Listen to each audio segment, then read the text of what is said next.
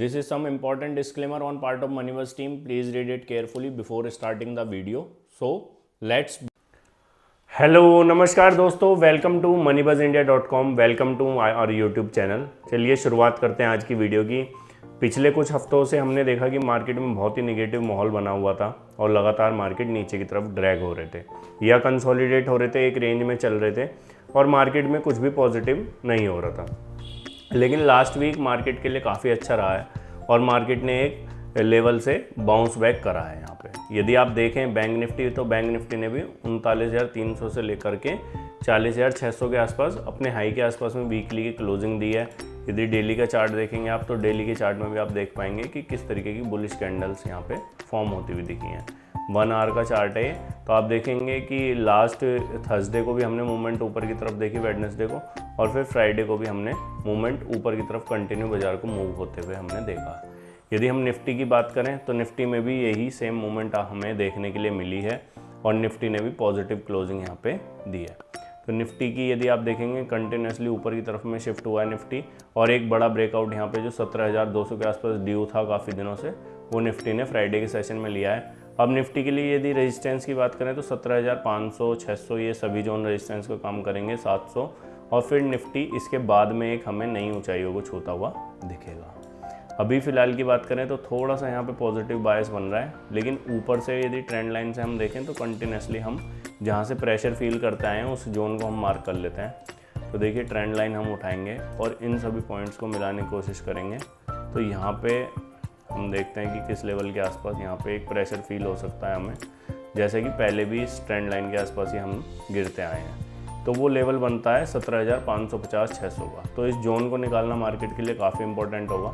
Although सभी मुझे लगता है कि काफ़ी सारे निगेटिव आपने देखा पिछले कुछ दिनों में, बैंकों के, सिलिकॉन वैली बैंक के हों या किसी भी तरीके के हों, इंटरेस्ट रेट वगैरह के सभी तरीके के आ चुके हैं।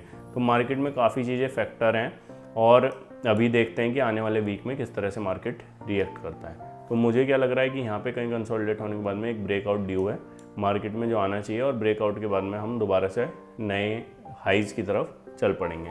आपने देखा होगा बहुत सारे शेयर जो पहले डिस्कस करे गए थे वो बहुत दिनों से कंसोलिडेट हो रहे थे, लेकिन अब उसमें दोबारा से ब्रेकआउट आने शुरू हो गए हैं। आप जैसे जैसे लंबे टाइम फ्रेम के चार्ट पे जाने लगेंगे तो आपको पता चलेगा कि यहाँ से मार्केट सपोर्ट ले रहा है। तो देखिए निफ्टी का वीकली का चार्ट है, हमने ये लेवल मार्क करे हुए हैं 16,800 के आसपास से। पहले भी ये हमने 2021 में भी लेवल यही फेस करे थे बार बार, मार्केट जब नीचे आ रहा था। 2022 में अक्टूबर में भी इन्हीं लेवल से रिवर्स हुआ था, और अब 2023 में एक बार फिर से इन लेवल के आसपास से मार्केट घूमने की कोशिश यहाँ पे कर रहा है। एक बड़ी ट्रेंड लाइन यहाँ पे चल रही है 21 नवंबर 2022 से जो हमने हाई लगाए थे वो अभी तक कटे नहीं है। लगभग 1 साल से ज़्यादा यहाँ पे 1 साल होने वाला है। दिसंबर 22 से दिसंबर 23 में 1 साल होएगा। अभी ये यहाँ पे कंसोलिडेशन चल रहा है। मंथली के चार्ट में देख लेते हैं कितने दिन हो गए। तो आप देख सकते हैं कि 3-4 महीने से कंटिन्यूसली मार्केट नीचे की तरफ आ रहा है और यहाँ पे अब डोजी फॉर्म कर दी है। तो डोजी का क्या मतलब है कि ये डाउन ट्रेंड यहाँ पे पॉज हो सकता है, रिवर्स हो सकता है। इसका कंफर्मेशन हमें मिलेगा जब इस डोजी का हाई कट जाएगा, यानी 17,800 के ऊपर बाजार निकल जाएगा, तो हम बुलिश हो जाएंगे। और यदि हम दोबारा से नीचे में 16,800 काट देते हैं तो फिर से बियरिश हो जाएंगे और नीचे में फिर लेवल खुल जाएंगे 15,500 के। तो आने वाला वीक मार्केट के लिए काफ़ी इंपॉर्टेंट रहेगा कि मार्केट किस तरह से यहाँ पे रिएक्ट करता है। अभी हम शेयर की बात करें तो शेयर जो चल रहे हैं उसमें आपने देखा होगा कि अपार इंडस्ट्री ने काफ़ी अच्छा परफॉर्मेंस यहाँ पे लास्ट वीक में देखने के लिए मिला है। देखिए कितना बढ़िया यहाँ पे कंसोलिडेशन के बाद में ब्रेकआउट हुआ है और यहाँ पे ये स्टॉक अब जो है 2500 रुपये तक के लेवल यहाँ पे दिखा रहा है, जो कि इसका ब्रेकआउट का लेवल 900 रुपये के आसपास था जब हमने इसको आइडेंटिफाई करा था। आप मंथली के चार्ट में देख सकते हैं इस लेवल के आसपास जब ये ब्रेकआउट हुआ था तो आइडेंटिफाई करा गया था, और ये इस स्टॉक 1 जुलाई 22 से अभी तक 2500 रुपये की ऊंचाई यहाँ से छू चुका है। अब नए स्टॉक की बात करते हैं। बहुत दिनों से वीडियो भी नहीं आई थी इसी वजह से कि क्या हो रहा था, मार्केट में कोई भी स्टॉक नया नहीं आ रहा था, और मार्केट जब कंसोलिडेट होता है तो बहुत सारे इन्वेस्टर भी वहाँ से भागने लगते हैं, मार्केट में सेल ऑफ देखने के लिए मिलता है। तो यही सब चीज़ें होती और कोई भी स्टॉक नए नहीं आ रहे थे, पुराने स्टॉक्स में भी स्टॉप लॉस हिट हो रहे थे। तो इस वजह से कोई भी हमने नई वीडियो शूट नहीं करी क्योंकि वहाँ पे नए स्टॉक्स नहीं थे।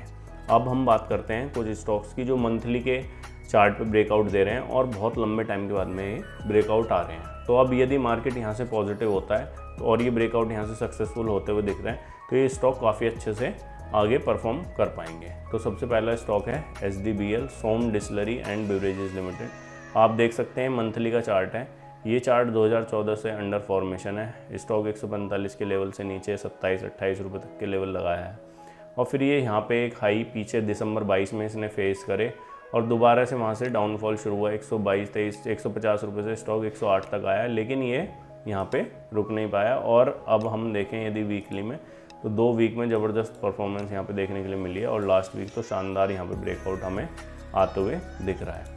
यदि हम इसके फाइनेंशियल पे जाएंगे सोम डिस्टिलरी के, वो भी हम डिस्कस करेंगे, तो यहाँ पे एक क्लियर ब्रेकआउट है। यह यदि शॉर्ट फ्रेम में देखेंगे यहाँ पे हेड एंड शोल्डर भी बन रहा है और इसके बाद में ब्रेकआउट आ रहा है। यदि लेवल्स की बात करें टेक्निकल एनालिसिस टूल के हिसाब से तो ये जितने दिन कंसोलिडेट हुआ है उतने ही लेवल यहाँ पे लगभग हमें ऊपर की साइड में देखने के लिए मिल सकते हैं। तो सोम डिस्टिलरी बेवरेजेस जो अभी 150 रुपये के आसपास है, यदि हम इसमें टारगेट निकालने की कोशिश करें तो 280 रुपये के आसपास 1 से 2 साल के टारगेट यहाँ पे आते हैं। यदि सोम डिस्टिलरी एंड बेवरेजेस ये हम देखें यहाँ पे तो स्टॉक का P 22 के आसपास है और मार्केट कैपिटलाइजेशन 1100 करोड़ है।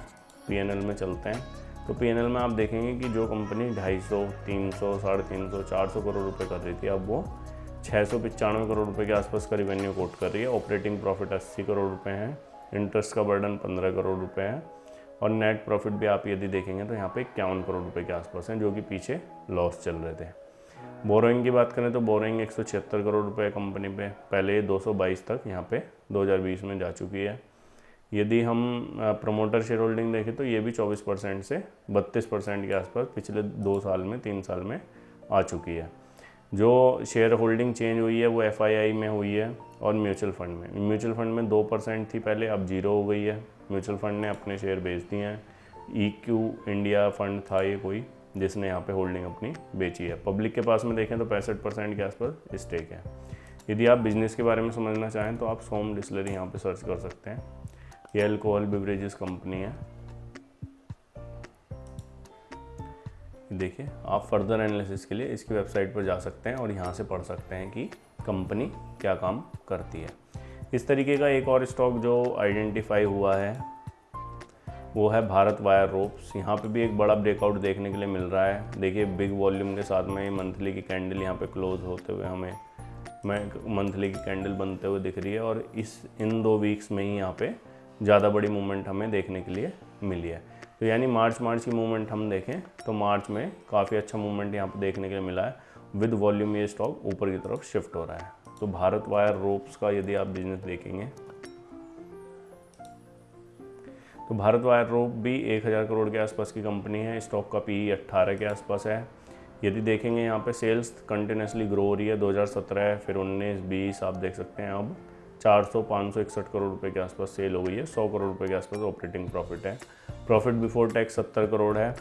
नीचे यहाँ पे देखेंगे तो एक नेगेटिव पॉइंट ये लग रहा है यहाँ पे कि 4% के आसपास प्रमोटर की शेयर होल्डिंग कम हुई है, लेकिन वो म्यूचुअल फंड में शिफ्ट हो गई है। और म्यूचुअल फंड देखेंगे तो bank of Baroda mutual fund है।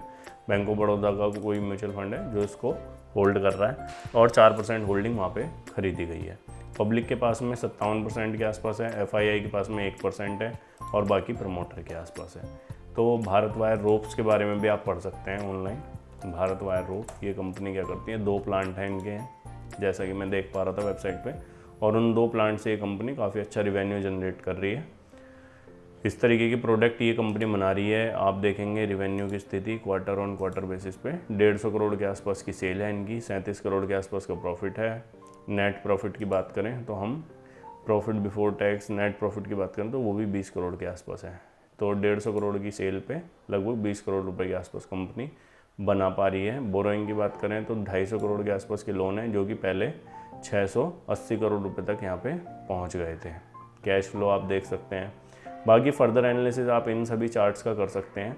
तो ये 2 नए चार्ट आपको ज़रूर अपने वॉच लिस्ट में ऐड करने चाहिए। एक और चार्ट है कैरियर पॉइंट लैब, इसमें भी काफ़ी बड़े लंबे टाइम फ्रेम के बाद में एक ब्रेकआउट आता हुआ दिख रहा है।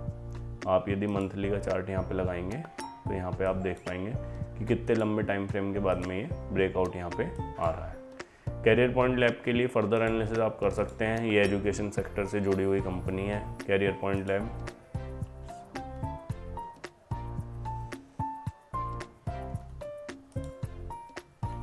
ये 12 के पीई के आसपास है, 390 करोड़ रुपए की यहाँ पे कंपनी का मार्केट कैपिटलाइजेशन है। पीएनएल में हम देखेंगे तो आप देखेंगे 50-54 करोड़ रुपए के आसपास है। कोई ऐसा अट्रैक्टिव पीएनएल यहाँ पे नहीं है, ऑल्दो ब्रेकआउट है, तो ये भी स्टॉक यहाँ से कुछ परफॉर्मेंस ऊपर की तरफ में दिखा सकता है। फर्दर जो भी हमने चार्ट डिस्कस करे हैं वो केवल एजुकेशन पर्पस के लिए हैं, कोई भी इन्वेस्टमेंट का डिसीजन यहाँ पे नहीं है। मार्केट अभी स्टेबल होने की कोशिश कर रही है, तो धीरे धीरे मार्केट को स्टेबल होने दीजिए, फिर अपने कोई भी इन्वेस्टमेंट के डिसीजन लीजिए। और यदि आप फर्दर सेफली प्ले करना चाहते हैं तो निफ्टी 20 के थ्रू भी आप प्ले कर सकते हैं। निफ्टी 20 एक ETF है, आप यहाँ पे देख सकते हैं उसका परफॉर्मेंस, निप्पॉन इंडिया निफ्टी 20। तो निफ्टी 20 की वैल्यू अभी 189 के आसपास चल रही है। यदि आप इसका भी 3 साल का डेटा देखेंगे, 3 से 4 साल का, तो यहाँ पे भी काफ़ी अच्छी रिटर्न स्टेबल तरीके से आपको देखने के लिए मिल जाएगी। तो hope all of you are doing well in your life and trading. Thanks for watching us.